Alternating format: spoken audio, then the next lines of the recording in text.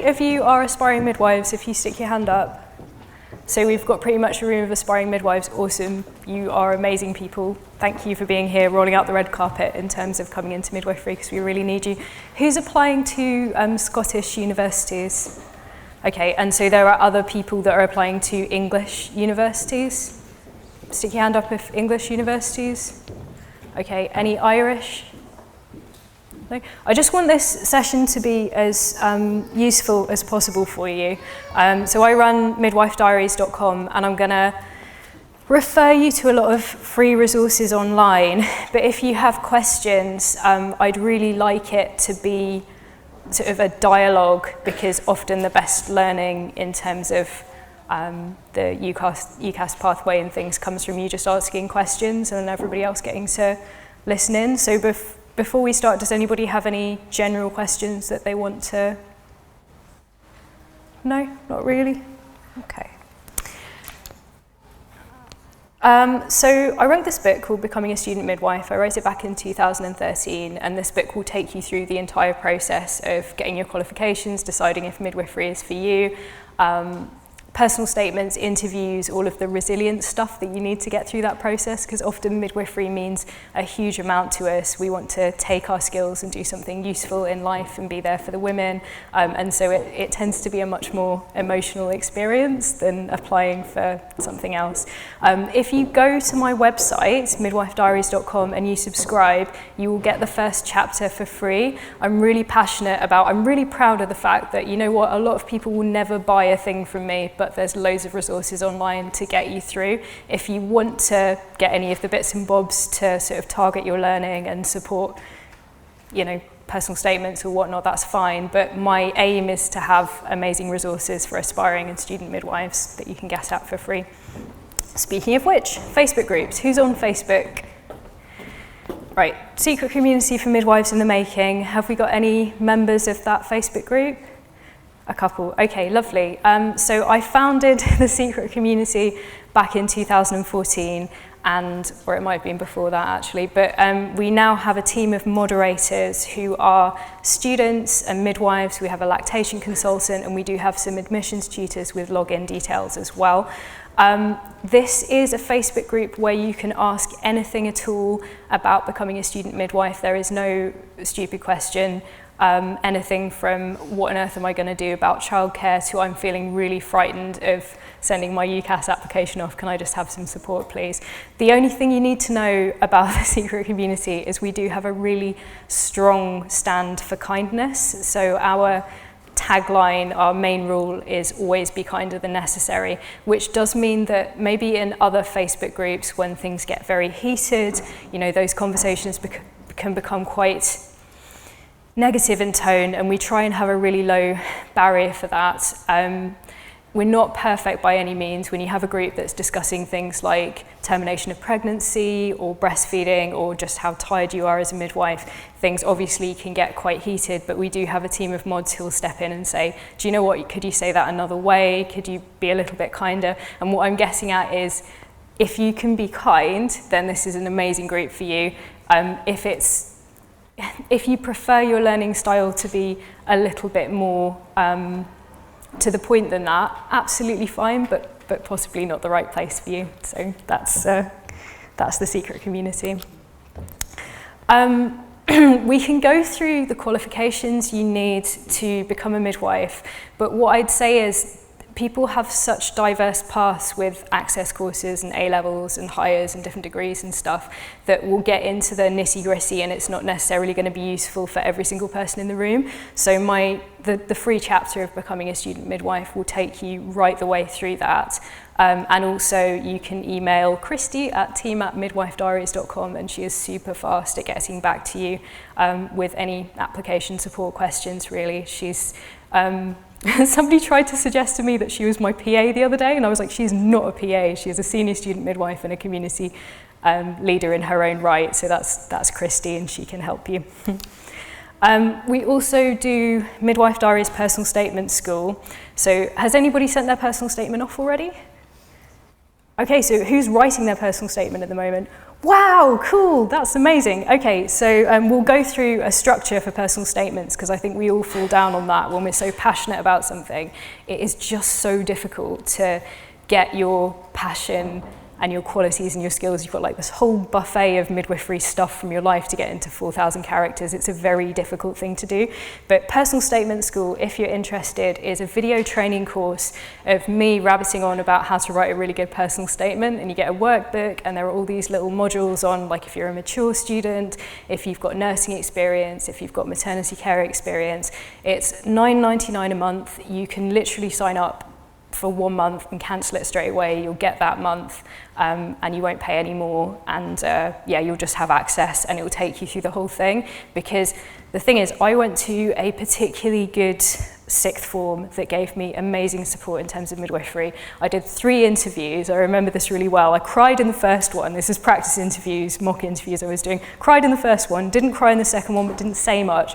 And by the third one, I kind of got my head together, and they also gave me loads of UCAS support. But what I realized is not everybody has that. Some people leave school and then go back to an access course or whatever, and they don't have like this really nurturing environment. So that's what I tried to do with Personal Statement School, and there is some interview support as well as part of that if you want it.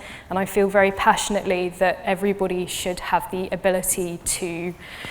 It's kind of like when I worked in New Zealand, I used to go down the beach, and there's this particular kind of shell you can get, and they look really dirty and like rough. They're called power shells, but then when you shine them up, you get mother of pearl colours. Every one of them is different, and that to me is kind of like a midwifery applicant. Everybody should have the opportunity to show what they can do, but if you don't have your application skills, they're not going to see you. So that's kind of the point of Personal Statement School. Should we go through some stuff to do with personal statements and how to, okay. So your basic recipe. I'm really sorry, by the way, I've got this weird cold that's gone into my chest, so if I'm doing a bit frowny, breathy things, that's all. I'm really thrilled to be here. It's just, everybody seems to be ill this time of year, but that's why. So you've got your personal statement, and you have your horrible blank Word document blinking in front of you, and you don't know what to do. So I would time yourself an hour. You're not allowed on Facebook or Twitter or anywhere else. Just write down, don't censor yourself, every single skill, quality, or experience you have, no matter how weird. The more of them you can get down, the better, because often towards the end of the hour, you'll start to get to the really interesting stuff that perhaps you haven't thought of.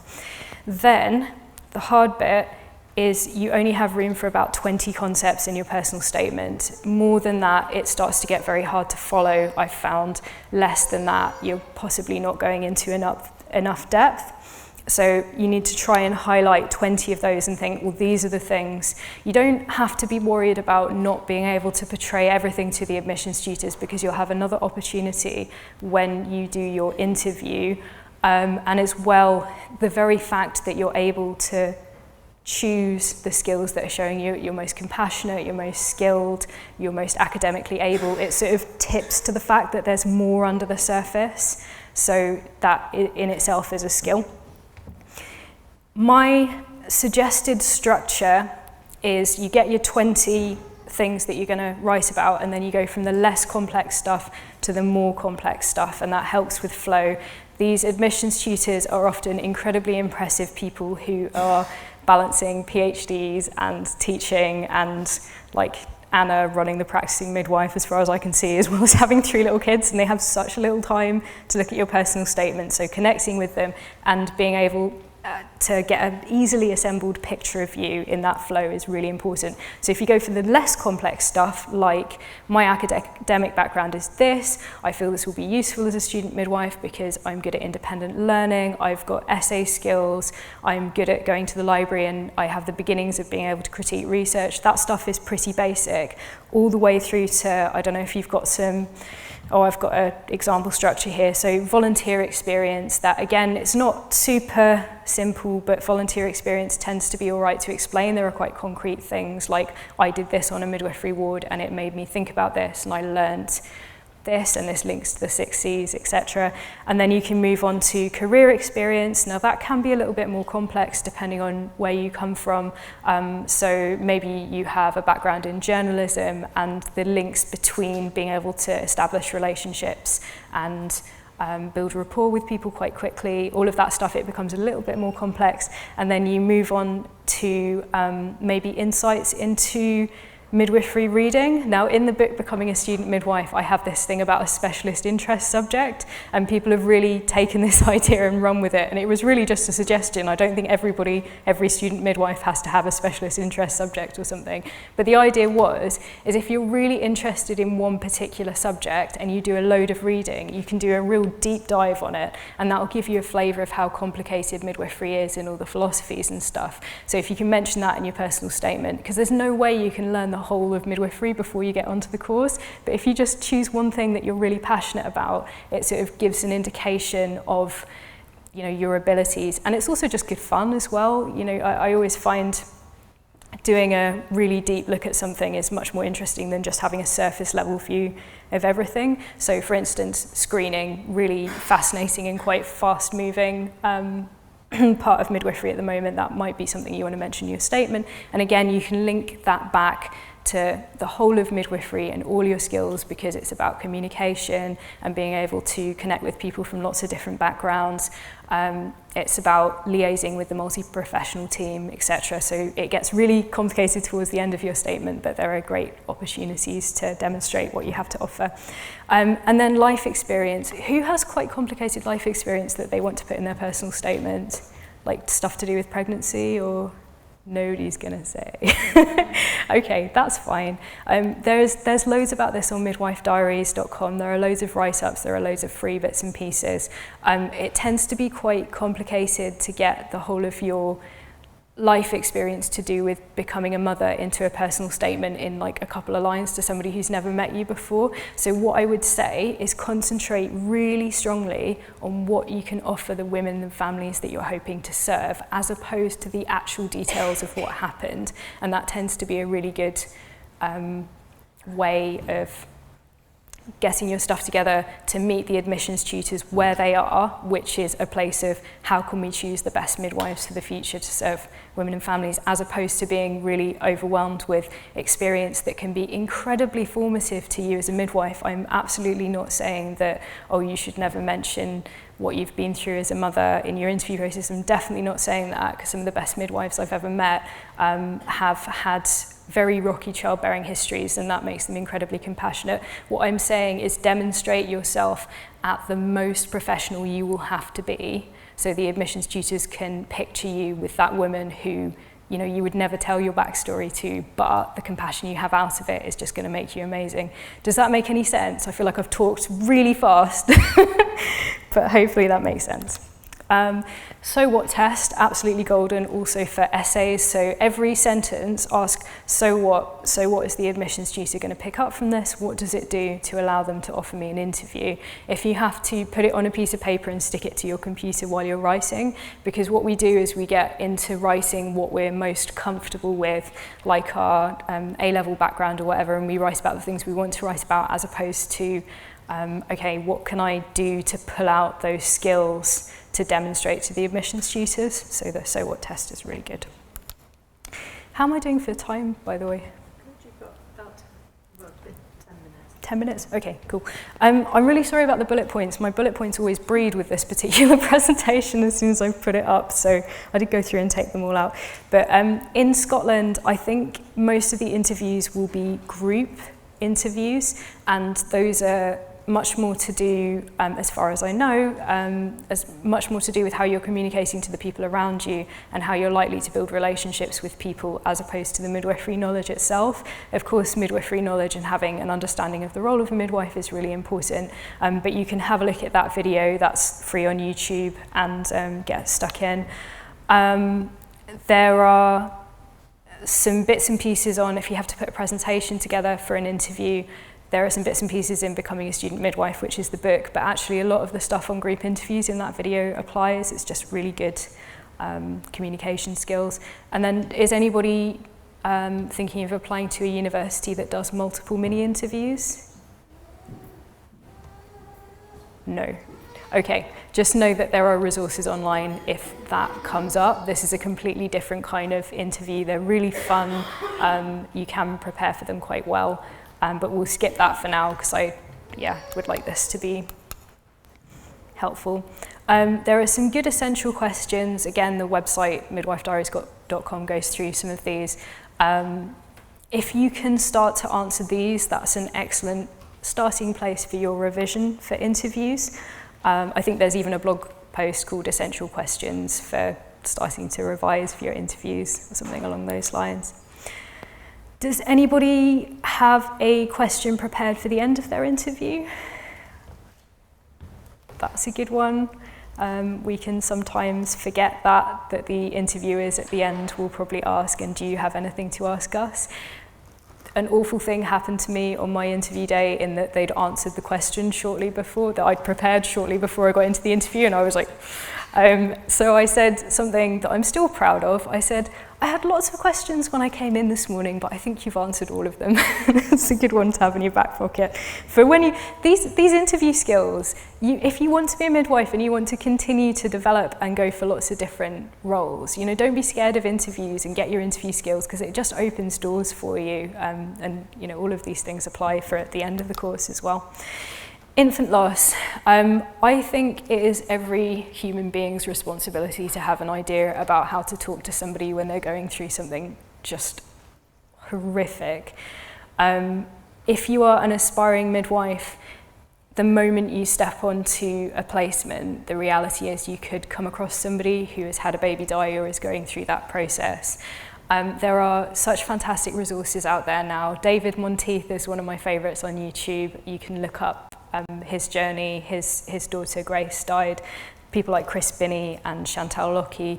I've done tons of blog posts on this. I'm really, really passionate about trying to offer some of the tools, because when I did my training, I had 1 day's training on infant loss, which was quite good actually, but I still was very underprepared, I felt, for how on earth can you prepare? But I still felt quite underprepared for going into that situation as a newly qualified midwife. And actually there's a hell of a lot you can do, even as somebody very new. It's a lot about holding space, not projecting your own thoughts, letting them dictate the care. I mean, the amazing thing about David Monteith is his wife decided to, she had a water birth with her little girl because she wanted to bring her into the world with as much grace as possible, which is where her name comes from. This makes me sob, the videos, they really do.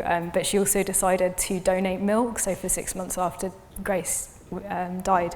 And that wasn't an option presented to her, that was just something she thought of, and now she's like, but why aren't we presenting this to people? So, I mean, that's a really controversial one, because everybody's path is different, and for some people it just might be the end of the world to hear, have you thought about donating milk? But what I'm trying to say is it's a really complex time that needs thinking about, and there are more options available than sometimes we think. So good to think about infant loss. Even if you don't get a question on it, just really good to be prepared as you go into being a student midwife. Right, lots of resources to look at. You'll get this presentation so you can look at them all, but don't go mad, because this is an email response. I had somebody emailing me. She appeared to be trying to learn statistics to analyse lots of different trials, as well as applying to be a midwife looking after little ones, and I was just like, whoa, this is too much. So just don't go mad. You don't have to know the ins and outs of everything. Know a few things, be really passionate. What I would say is informed consent and advocacy. Those are two things to really look into, because if you don't know that women have options and you're portraying somebody who just wants to tell women what to do, that's a massive red flag in midwifery, because it's about a partnership. But just you don't have to go absolutely bonkers and read everything and know everything in depth, because nobody does anyway. But if you are wanting to follow up a particular subject, then that's wonderful. But just go for healthy striving, and they'll see that in your interview, as opposed to like scarcity. Oh God, how can I do everything? That would be my best advice. Oh, I've got 1 minute. Okay, New York. I wrote a novel. It's about a student midwife. I'm not just saying this, I really wish it had been there before I started training, which is a really weird thing to say because I wrote it, but I really loved writing it. It has a lot on informed consent. If you if you're kind enough to leave me an honest review, I don't care if you don't think it's very good and you just leave a review on Amazon, but if you're kind enough to leave an honest review, you'll get 10% off any Midwife Diaries services. okay, I will end on this. If you don't get in on this cycle, it is not the end of the world. This is from a midwife called Rebecca, who is incredibly successful. She says, I've seen a few posts lately of people not getting offers or interviews and just wanted to post to encourage you not to give up. My first cycle, I got straight rejections with no interviews. Second cycle, straight rejections to 4 out of 5. And then Yui kept me hanging before offering me an interview in January. She was nervous, messed up her maths, and then she waited and waited and waited, and finally she got her place. Since finishing uni, this is the important bit, I got my first choice of jobs and have worked in humanitarian medicine and midwifery in Lebanon, Syria and Iraq. I've also started a master's degree in expedition and humanitarian medicine, the first midwife to do so through my university. Don't give up, this isn't the end. I know how heartbreaking it is to receive those UCAS updates telling you another no, all the while everybody else being excited, but it doesn't mean anything at all about your ability. It just means that the road is a bit longer than you thought. Yeah, we could go through some independent midwifery stuff, and there are so many options for being a midwife. Can we just end on this? Okay, so this is what we're all aiming for, being midwives. Just wanted to share a little story about a scare I had and the difference in care I received from the midwife. I had stomach pains Monday, Tuesday, Wednesday, and phoned the antenatal lines, and I saw my GP.